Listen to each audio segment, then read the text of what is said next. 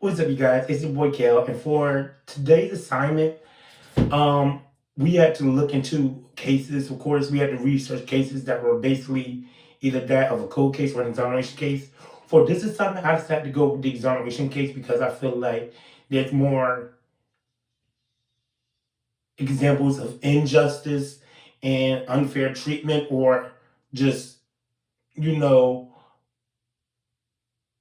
wrongfully placed people within the system. And I feel like as a black man in the society and someone who's trying to make a world a better place, our mission should be to correct what's wrong with the system to make the system better so the world can be better. So in my research, I decided to look up the exoneration case, in which I found a case, excuse me, in which I found a case that was connected to a man named Juan or Juan. His name is spelled Juan. I'm not sure how to pronounce it. Rivera. Apparently, this was a case that put a man in jail for over a decade, almost 2 decades, until the evidence came back and he had a breaking point.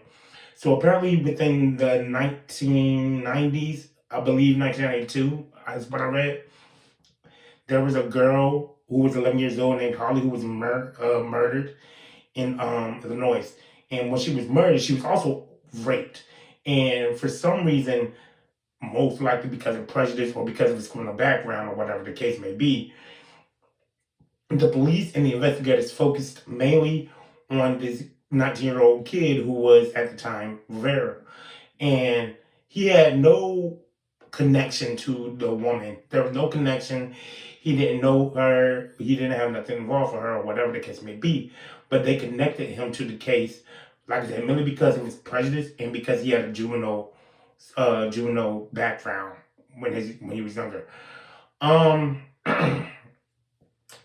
so after like a long interrogation that was very aggressive in nature, he eventually just gave in and was like he confessed. Even though he didn't do it, but he was tired of them, badgering him, trying to make it look like he was the bad guy and everything. So he just confessed, and without any type of evidence, there was no physical evidence of any sorts that tied him to this case.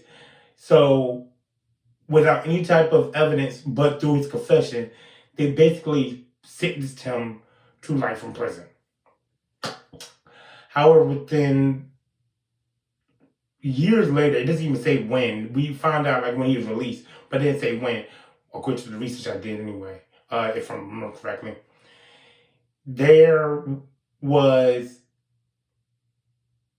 DNA collected from the victim, in which they ran the DNA again, and they found out that the semen from the raping, of course, the serology testing, showed that the semen did not match the DNA of John Juan, or whatever his name is, at all. It didn't match him at all.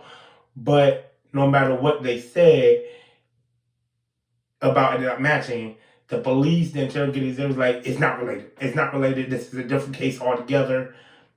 It's not related. He's still connected. In 2011, he was finally released after the judges reevaluated. He was tried. He was retried and resentenced again to life in prison. Almost spent 2 decades of his life in prison. He was retried twice, and then finally a judge got to one of his trials and was like, "There's no evidence saying that he did this, so there's no way that this is valuable or valid enough to connect him to this. You placed a man in prison based off of prejudice or based off of his background, but of course, based on his background, he was a kid. He was growing up, he was young, he was maturing. People change all the time, people grow. So that's still not a valid account or just a prejudice. And y'all was really aggressive in y'all interrogation or whatever. He probably felt like he had no other choice but to succumb to the pressure. So they finally released him. And when they released him, he got $1 million settlement for basically being convicted wrong and his life being wasted away in prison. And that was the breaking point. This shows how DNA, even after like years later, certain DNA tracks obviously linger around because DNA is a part of the body. You know, with stem cells and everything, DNA connects to people. And even after a miscarriage, if you have a miscarriage or you're still pregnant or there's still some type of DNA evidence, you can still trace it back to the original source. They found the original source. It was a man who was, like I said, it was unrelated. It was an unknown man. They didn't even get to his name because it was unknown. But yeah, I just feel like for this to keep happening, one, it shows the corruption within the system. Because if you have a case where you have no evidence, there's no reason to pressure on somebody. There's no reason to put that pressure or that anxiety or that fear into somebody to the point where even if they didn't do it, they'll come. That's how people work emotionally. And it shows how there's corruption in the system because we're supposed to be able to trust these people, but how can we trust them if they're basically bullying us into things that we didn't do, blackmailing and stuff? So yeah, but that was the case I did today, guys. Juan Rivera. I hope things get better. I'm glad that he got out. I'm sad that he spent at least 2 years of his life within jail, especially starting at a young age.